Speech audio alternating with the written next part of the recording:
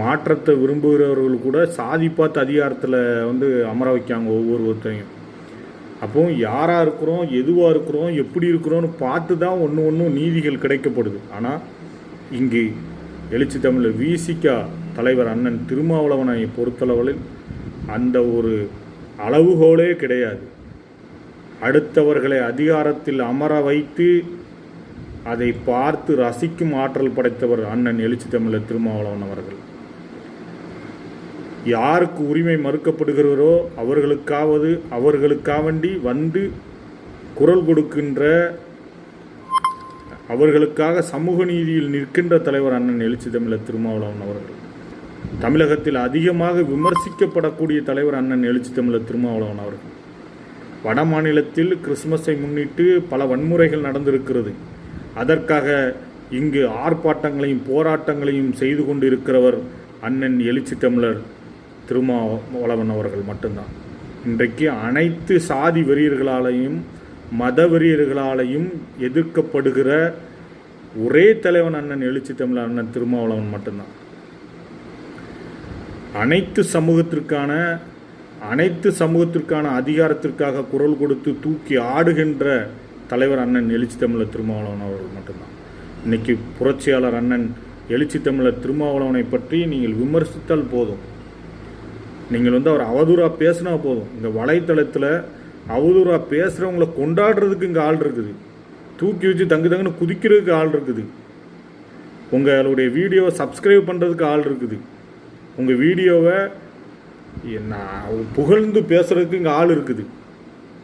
அப்படிப்பட்ட ஒரு தன்மானமிக்க சமூக நீதி கொண்ட ஒரே தமிழன் அண்ணன் புரட்சியாளர் எழுச்சி தமிழர் அண்ணன் திருமாவளவன் மட்டும்தான். நீங்கள் வந்து உங்கள் வாழ்க்கையில் கற்பனை பண்ணி பார்க்காத அளவுக்கு சமூக நீதியாளர் என்பதை சொல்லிக்கொண்டு இன்றைக்கு நானும் அண்ணன் எழுச்சி தமிழர் திருமாவளவன் அவர்களை விமர்சனம் பண்ணி அவர் அவதூறாக பேசி அநேகரால் பாராட்டுக்களை பெற்று பல லைக்குகளை பெறலாம் என்று நினைத்தேன்.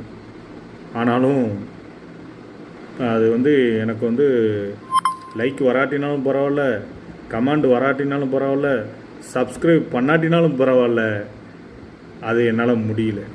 காரணம் அதுதான், எழுச்சி தமிழருடைய கொள்கைகளையும் அவருடைய கோட்பாடுகளையும் இந்த தமிழகத்திலும் இந்தியாவிலும் அவருக்கு யாரும் நிகரோ போட்டியோ கிடையாது. விசிகாவிற்கு எந்த கட்சியும், விடுதலை சிறுத்தை கட்சிக்கு எந்த கட்சியோ போட்டியோ எதிரியோ கிடையாது என்பதற்காக நானும் எழுச்சி தமிழர் அண்ணன் திருமா அவர்களுக்கு வந்து போட்டி இல்லை, எதிரி இல்லை, அதை சொல்கிறதுக்கே அதுக்கு வந்து எனக்கு எப்படி சரியாக சொல்ல தெரியல. அப்பேற்பட்ட உயர்ந்த உள்ளம் கொண்டவர் அண்ணன் எழுச்சி தமிழர் திருமாவளவன் அவர்கள்.